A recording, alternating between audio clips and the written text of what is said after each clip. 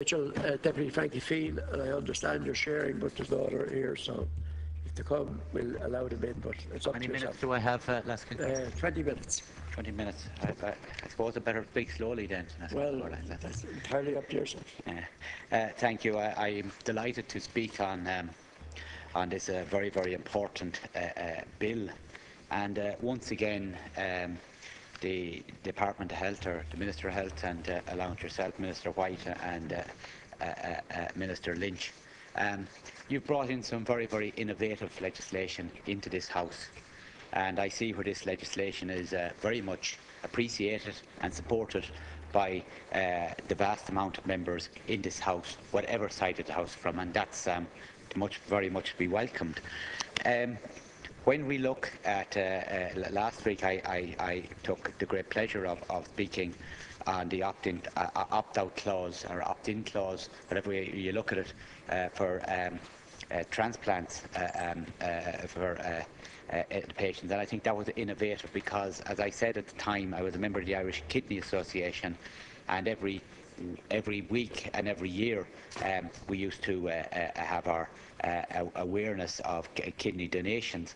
And you know, even myself, I didn't have a card in my wallet, after telling everybody else over the years that you should carry a card, and if I have it now, so I think that was innovative. I just wanted to mention that, how innovative that was. This individual health identifiers, they are certainly about patient safety, and I think, you know, we have to ensure that the right information is certainly associated with the right individual when they're getting care, and I think it'll manage our health service much more efficiently. And I take into consideration what Deputy Mitchell said, and she is right. You know, it is horrific to see that 30% of the health budget seemingly goes on administration, and we seem to have a love affair with files. You know, every time you go into a hospital, there's somebody carrying files. I go into Roscommon Hospital regularly, probably once a week, and every time you see somebody carrying files, or you go into the files office and it seems to be busy, and you know, as much as people think Roscommon Hospital is certainly not closed, it's actually twice as busy as it was in 2011, before the famous I suppose issue regarding the downgrading of the A&E. But Roscommon Hospital now is twice as busy. Patients, most importantly, are much safer. Everyone said at the time that the hospital would close. This government said it wouldn't close. It's open. People said, oh, that people would lose jobs. Not one person has lost their jobs. Actually, more people are working there. Then they said that patients would die. Not one patient has died. At least 50 lives have been saved with the advanced paramedics, with the air ambulance. And before this, if you were in an accident, let's say a car crash, or you had a cardiac arrest, what did happen was an ambulance came to collect you and brought you to Roscommon A&E to be stabilised, to be brought on, then sent on to Galway, and they called it real A&E. It wasn't a real A&E. It didn't have a cardiac surgeon, it didn't have a paediatric surgeon, it had nobody to intubate, and it no easy cover overnight. So it wasn't an A&E. So, you know, let's dispel the myths what happened there. This government took advice from HICWA, and Tracy Cooper and HICWA stated that this A&E was unsafe because less than 20 people used it a day. The population of County Roscommon is little over 50,000 people. Where Deputy Dennis Naughton comes from in South Roscommon, they have always used the A&E in Ballinasloe. Where I come from in North Roscommon, we have always used the A&E in Sligo. So I just want to say, and Roscommon town is a town of 5,000 people. The days of having an A&E in every provincial town or big town is a thing of the past. But I am happy to say, and I just want to put this and thank the Minister White, for the support that you have given, is that in 2 months' time, less than 2 months' time, the turning of the sod of the new endoscopy unit will be turned. There's also, that's a 5 million development. There's also a new hopefully a palliative care wing out the back as well, which will be another 5 million. And then we hopefully will have the rehab. We have a rehab consultant, and that will be a rehabilitation which will come from Dillary for the west of Ireland. And so all I'm saying is that what is happening is absolutely fantastic, but once again, patient safety is there. Now, the one thing, Minister, I would say is that they said we wouldn't get an air ambulance. It has saved lives. What's happening now, instead of going to that, a paramedic will come out, and if you have a heart attack or you're in a serious car crash, they will deal with you on the side of the road or in your house and get you as quickly as possible to real A&E. This thing of being over an hour and a half from Galway or over an hour and a half from there is absolutely simply untrue. What has happened now is at least 50 lives have been saved in my county, at County Roscommon, and I would ask the people out there to sometimes look at their hospital, call into the hospital, and maybe ask the consultants. Don't ask Frank Feighan or don't ask the minister, because nobody seems to want to believe the truth. Call in and ask the consultants, you've Jerry O'Mara, Liam McMullen, and ask them, is this hospital safer? Is this hospital busier? Are you satisfied with this hospital? And they will tell you. But for 2.5 years, 2.5 years I have asked the local papers, I've asked the national media, I've asked the local radio station, will you make a phone call? Will you call into the hospital? And they don't want to go in. I've asked the politicians to go in and talk to the consultants who wrote the letter in to say that this A&E was unsafe. And they still don't want to go in. So look, do us a favour. It's not a race to the bottom. It should be the way that life and politics. If we make a mistake, we'll put up our hands and say, mistake made. This is a good news story, and please talk to those consultants and they will tell you. But for 2.5 years, nobody wants to go in, because you know what? When they get it wrong, they're afraid to put up their hands and say, I got it wrong. And I'm sick and tired of everyone going on the radio, and we're talking about figures, going on the radio and say, oh, this will happen, the hospital will close. Didn't close. People lose their jobs. They haven't lost their jobs. People will die. They haven't died. You won't get this and you won't get that. And everything we said we'll do, we'll do. But I just want to say, I was there the day, 7 days before that famous vote. And the head of HICWA, Tracy Cooper, stated, she said, I will not allow your A&E to remain open because it's unsafe. Why is it unsafe? When you have 20 people using a day, if you have a cardiac surgeon in it, they will be de-skilled, because you haven't enough people coming through de-skilled. But everyone didn't listen to what they said. HICWA didn't come to inspect it. I was there, and I know what went on. And if I had to make the same decision again, there's only one decision I could make, and that was the right decision. And then you talk about figures, and why I'm bringing up this is that we were talking about putting the endoscopy, new endoscopy in Roscommon, and we were talking about putting it over the current urgent care centre, which was the A&E. And this is our love affair with files. It couldn't be done because we'd have to move the files office, and there were so many files that it would be ridiculous. And what they proposed was to leave the files office where it was, but to move the endoscopy into a porta cabin outside, which was nearly going to cost the same amount as the same building. So I see, we'll be speaking afterwards, but this was more HSE madness. What were they doing in the last 15 years that they didn't look at this health identifiers which would get about patient safety? They did nothing. And now it's about files and 30% of files. I pay tribute to the Minister and all his team. We are working in a health situation of 20% less of a budget from the good times, 10% less staff, and 8% of a population. And what has happened in the face of outrageous and sometimes misinformed and sometimes informed debate, we have kept the health. Not everything is perfect, but this is another step in the right, and Minister White, I just want to congratulate you. Just a few other issues is that employees and health professionals and service providers will have a unique identifier, and I think that's very it's very welcome, because you know, over the years we had this reverence of You know, if you're a consultant or you're a doctor, you should know everything. Well, they don't know everything. You know, when I was growing up, we had, if you were like the alcohol or you liked the drink, well, he was an alcoholic, but he was a great doctor. How could you be a great doctor and an alcoholic at the same time? It simply can't. But if you were a tradesman and you were alcoholic or you liked, well, then you were a lowlife. So we had this kind of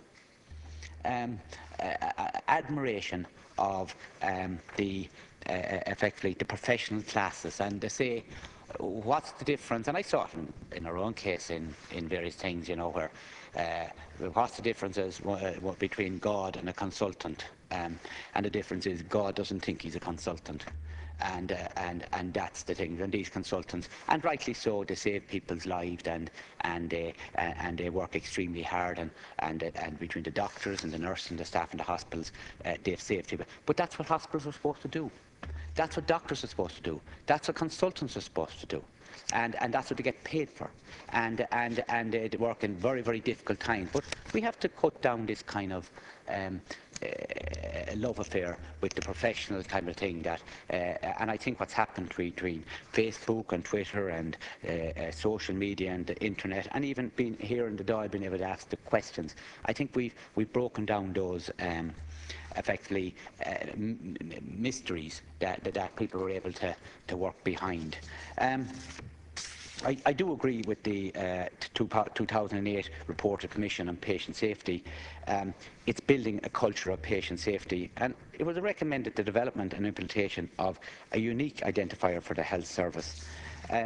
Also, I think, you know, we need to kind of look at what happened in a lot of these Scandinavian countries, and I think that they're, you know, they are certainly the role model, and I hope, Minister, and I do think that you and your team did look at the Scandinavian models in the countries, because it's much less complicated, effectively, and we always seem to like to complicate things.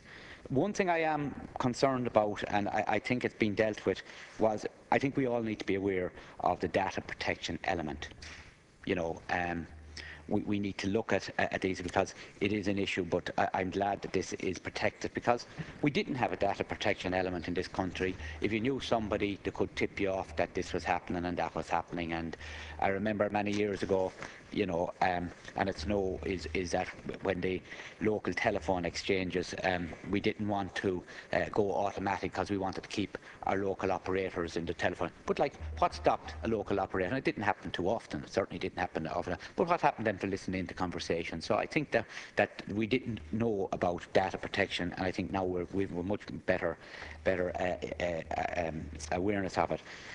A national identity card, I think this could be a cause now for introducing a national identity card, because it really shouldn't stop at the medical records, and I can understand why the medical records are separate from this.